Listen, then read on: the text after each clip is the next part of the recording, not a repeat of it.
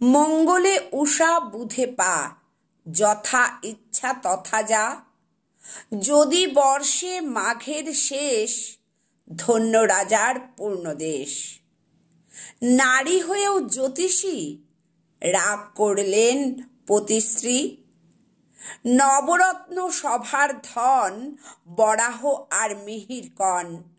নারী যদি ঘরেই শেষ, ধন্য রাজার পুণ্যদেশ।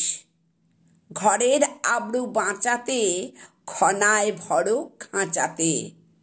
খাঁচা যদি ভাঙতে চাও, ইষ্ট নামের গান গাও। যেই গিয়েছে রাজসভা, কেটে দিলাম পাপ জিহ্বা। যে মেয়েদের বাড়বে বার, তাদের হবেই ঝাড়। কি সুন্দর একটা দেশে বড় হচ্ছিলাম। সমুদ্রটা সবুজ আর আকাশ নীল। গ্রাম তুঙ্গে ছিল বৃহস্পতি, আকাশ হাতের তালু।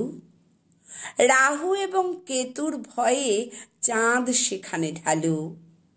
চাঁদের আলোয় তার সঙ্গে প্রথম শিহরণ। জলে ভাসান বাংলার ছেলে মিহির তনুমন। আয়ুর রেখা গুনতে তার ভুল করেছে পিতা, আসলে তার পরমায়ু 100 পারমিতা। পুতুল পেয়ে সেই আমার পুতুল খেলা হলো। কখন যেন পুতুল ক্রমে প্রেমিক হয়ে গেল। না হয় সে বয়সে ছোট, না হয় আমি বড়, তাই বলে কি ভালোবাসা আটকে থাকে বলো? ভালোবাসার মিহির ক্রমে জ্যোতিষ শিখে নিল। গুরুমশাই বুড়ো হলেন, মিহির যুবক ছিল। সিংহলের মায়ার টান কাটাতে চায় সে। মন পড়েছে মাটির টানে বাংলাদেশের ঘাসে। বাংলাদেশে এলাম, তার বাপ পিতে মোর ঠাই। অনেক জল ঘোলার শেষে সংসারে পাক খাই। পুঁথি আমার উঠল ভরে বচন এবং শ্লোকে। চাষাভূষার বঙ্গদেশে বচন পড়ে লোকে। বাতাস সেই বচন নিয়ে গেল রাজার কাছে। স্বামী শ্বশুর সিটিয়ে থাকে, রাজা বকেন পাছে। মেয়ে মানুষ জ্যোতিষ গুণে বচন বলে ভালো। ওকে আমার সামনে আনো, মুখে ফেলবো আলো। রাজার কথা শুনে মিহির বড়ই চমকান। কি করে ওই গুচ্ছ কথা হলো পঞ্চকান? বউটা বড় বেহায়া তোর, মিহির শুনে রাখ। জ্যান্ত আগুন ঘরের মাঝে, এখুনি ওকে ঢাক। কোন বাদারে কি শিখেছে জানে না সহবত।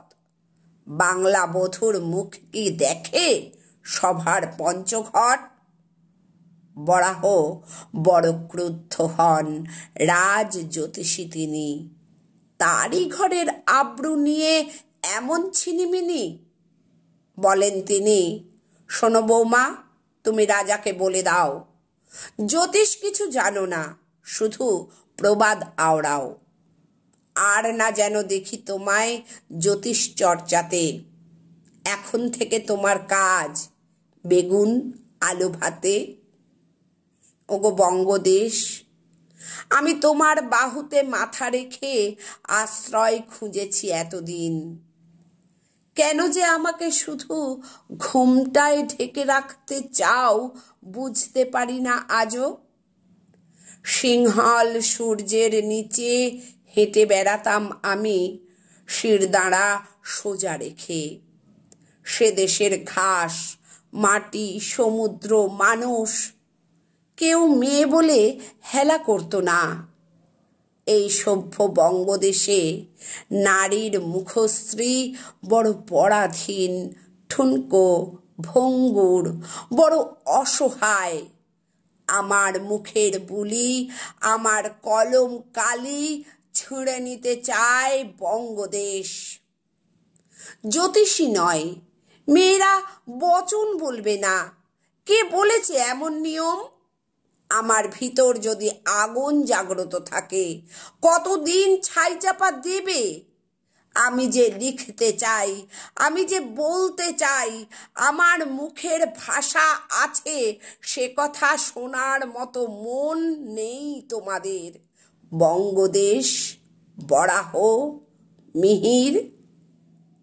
যে ছেলে আমার জন্য বেঁচে ফিরে এলো তার ঘরে, যে পিতা ছেলেকে ফিরে পেল আমার জন্য, তারা আজ আমাকেই এক ঘরে কোণঠাসা করে হেসেলে বন্দি করে রাখে।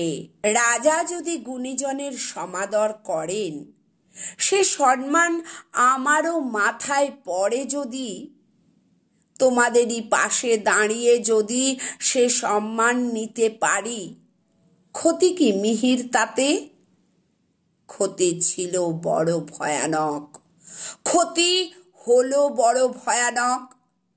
জিভ সামলাতে পারিনি, জিভ আগলাতে পারিনি। খোলা মাঠে একা অসহায় দাঁড়িয়েছে মোর জিহ্বা। তলোয়ার খোলা জল্লাদ ছুটে এলো ওকে মারতে। চিৎকার করে বললাম, মারবে তো মারো আমাকে, আমি মরে যাব লহমায়। বেঁচে থাক শুধু জিহ্বা। সুবচনী এই মেয়েকে দুর্মুখ করে তুলো না। বেঁচে থাকো তুমি বরাহ, বেঁচে থাকবে ন্যায় দণ্ড। শুধু মেয়েদের কথা বলবার অধিকার কেড়ে নিও না। জল্লাদ তবু থামে না, ভয়ানক এক আঘাতে কেটে দিল আলজিভটা। খনা মরে গেল তখনই। আমাদের নারী জিহ্বা মাঠে পড়ে আজও কাঁদছে, মাঠে পড়ে আজও কাঁদছে আমাদের নারী জিহ্বা।